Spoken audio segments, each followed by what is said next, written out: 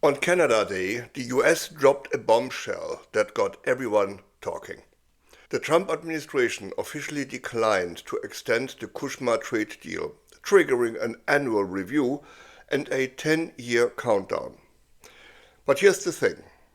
This isn't the end of the world, not at all.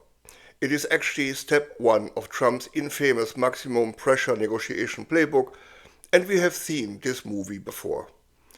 In this video, we're breaking the CUSMA situation down for you into 4 parts. First, the maximal shock treatment.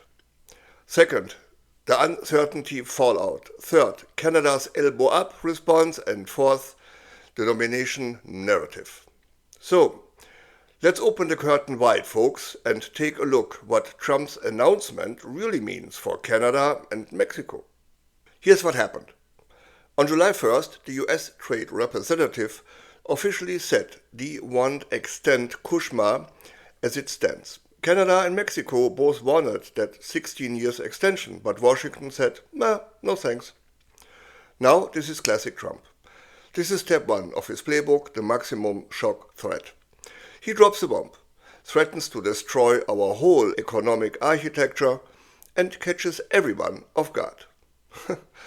Yeah, he even said CUSMA is irrelevant to him. He said Canada wants it, and Canada needs it. Nothing about the US. Classic move though. But here's the kicker. Trump actually signed this deal himself in his first term and called it the largest, fairest, most balanced trade agreement ever achieved. Now he's pretending it's garbage. That's Trump's politics, folks. So, what does this actually mean? Well, to make this absolutely clear, the deal didn't die yesterday, on July 1st, okay? As I mentioned last week in my video, CUSMA, Trump expected Canada to fold, but Carney changed the game. Not surprisingly, CUSMA is locked in until 2036. The US move just triggered an annual review and annual annoying negotiations. The only way this explodes is if someone gives 6 months notice to withdraw, and that didn't happen. And it won't happen either. But make no mistake, this creates serious instability and uncertainty. And that is exactly what business hates. If you are a manufacturer planning a billion-dollar investment, how do you commit when the rules might change every year?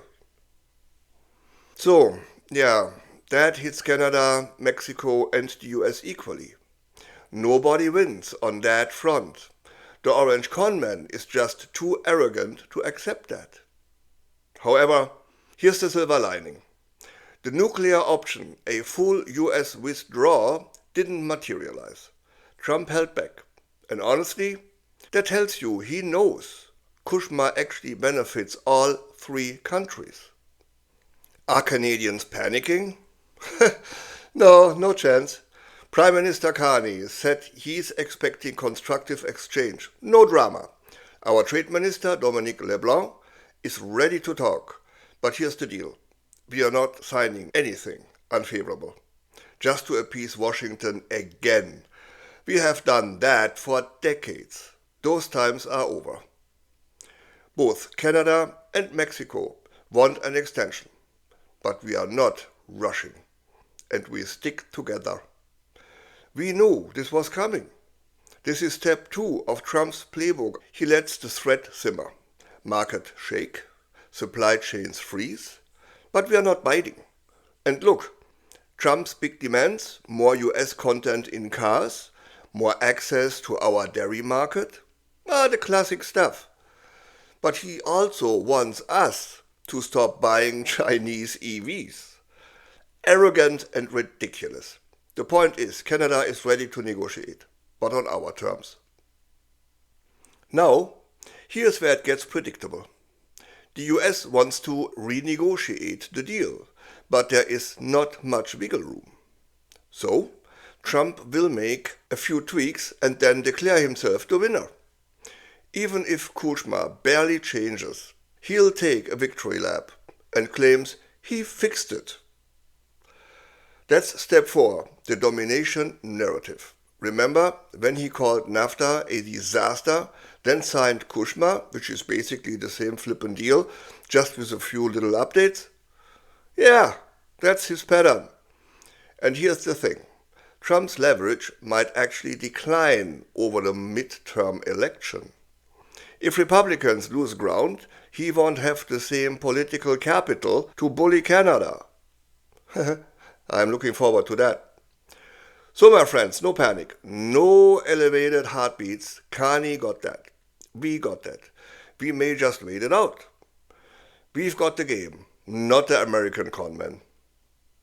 To wrap it up, the convicted felon declined to renew CUSMA. That's just a negotiation tactic. Canada is okay. We are ready to talk, but we won't accept a bad deal. And at the end of the day, Trump will claim victory no matter what, because that's his brand. Now, I want to hear from you, my friends. Do you think Canada should stand firm on CUSMA or give in, just to keep the peace?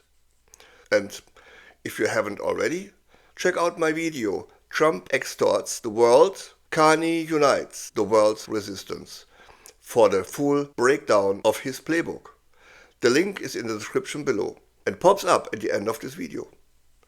Hit the like button, subscribe, and as always, stay strong, Canada. Elbows up, we got that. Thanks for watching. I'm Wilfried Lemkula with Europe Curious, where we don't just repeat the daily headlines, but open the curtain so you can see for yourself what's really behind it. See you at the next one.